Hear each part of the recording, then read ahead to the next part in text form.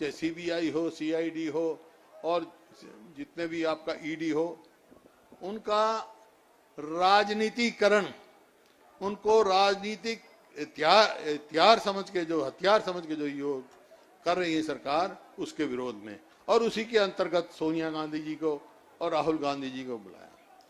तो उसमें तो मैं यही कहना चाहता हूं कि आज सारे समस्त कांग्रेस के साथी राहुल गांधी जी के साथ मजबूती से खड़े हैं और मजबूती से खड़े रहेंगे सोनिया जी के नेतृत्व में।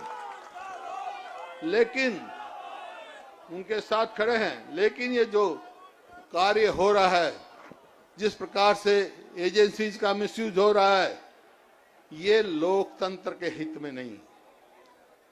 देखिए, लोकतंत्र जब ही चला करता है जब लोकलाज हो। लोकलाज से ही लोकतंत्र चलता है, और लोकलाज नहीं रहेगी तो लोकतंत्र भी नहीं रहेगा। हम यहाँ इकट्ठे हुए हैं, लोकतंत्र को कमजोर नहीं होने देंगे हम, क्योंकि हमारे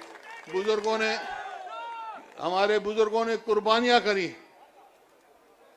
स्वयं मेरे दादा और मेरे पिता जेलों में रहे, आजादी की लड़ाई लड़ी, लोकतंत्र के लिए लड़ी, आजादी के लिए लड़ी।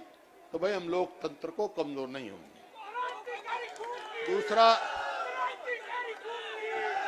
दूसरा मुद्दा,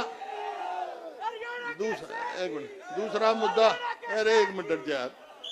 दूसरा मुद्दा जो ये है, अग्निपथ, अग्निवीर, ये क्या है भाई? ये क्या है?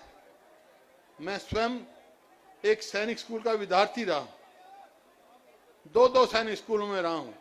जो इन्हें कहा शक्ति सिंह जी ने, हमारे साथी ने, एक बालाछड़ी, दूसरा कुंजपुरा करनाल, और आज अकेले कुंजपुरा से कम नहीं तो 28 या 29 सर्विंग जनरल हैं हिंदुस्तान की फौज में।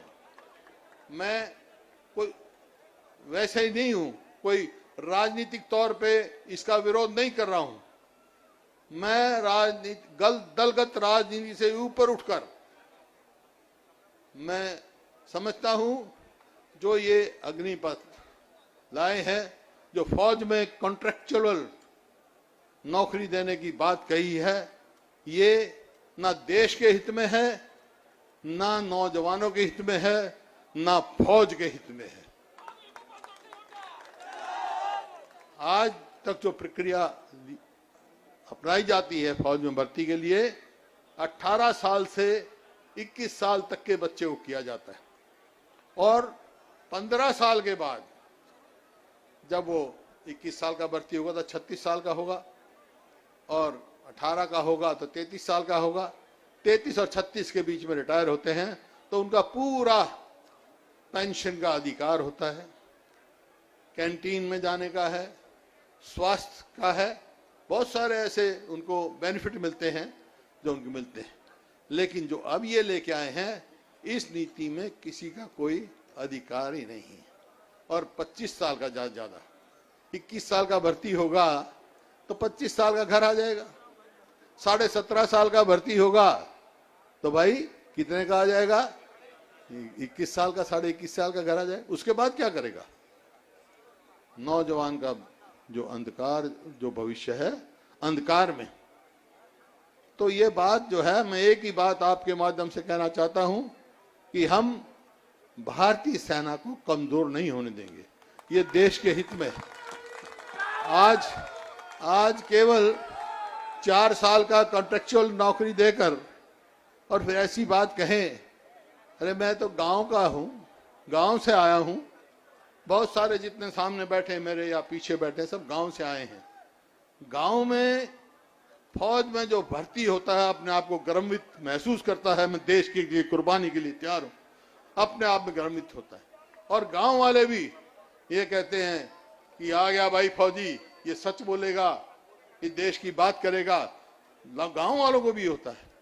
तो ऐसा जो भावना पैदा होती है, जो फौज में भर्ती होता है, वो देश के लिए जान कुर्बान करने के लिए हर समय तैयार रहता है। 4 साल में नहीं हो सकता, जब उसको पता है 4 साल में से 6 महीने ट्रेनिंग, 6 महीने छुट्टियां और आखिरी 1 साल में क्या होगा, उसको यही चिंता रहेगी कि मैं अगले साल तो चला जाऊंगा, मैं आगे बाहर आके क्या करूंगा। तो ये देश के हित में नहीं है। हमारे हरियाणा के बीजेपी के अध्यक्ष हैं, मैं उनका भाषण पढ़ रहा था।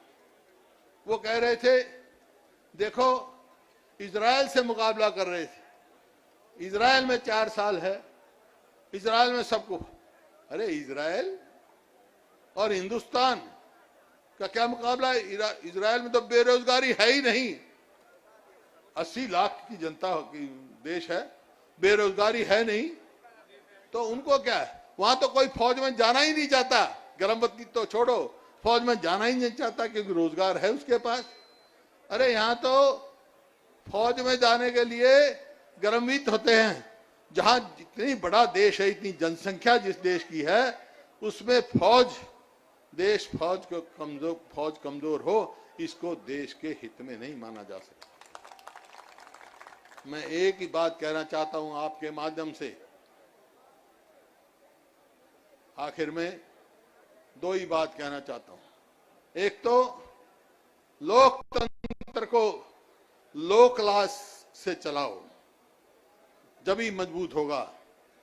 और ये इन एजेंसियों का राजनीतिक हथियार के तौर पे इस्तेमाल मत करो। राजनीति करने की बहुत जगह हमारे पास।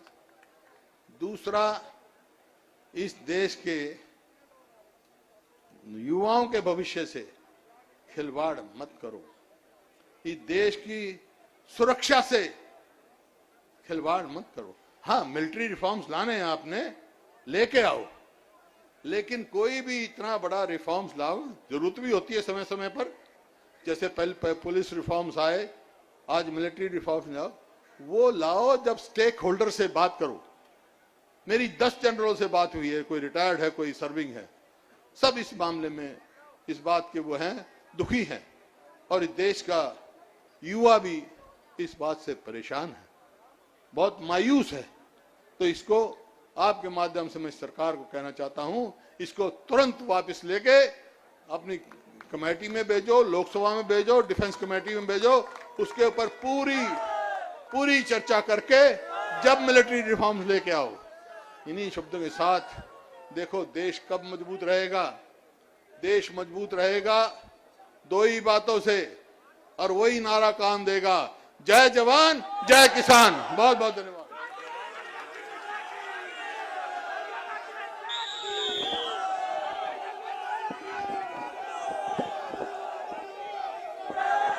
शुक्रिया बहुत बहुत भूपेंद्र सिंह हुड्डा साहब। अब इसके बाद में हमारे झारखंड के नेता पूर्व केंद्र मंत्री सुबोध कांत साहब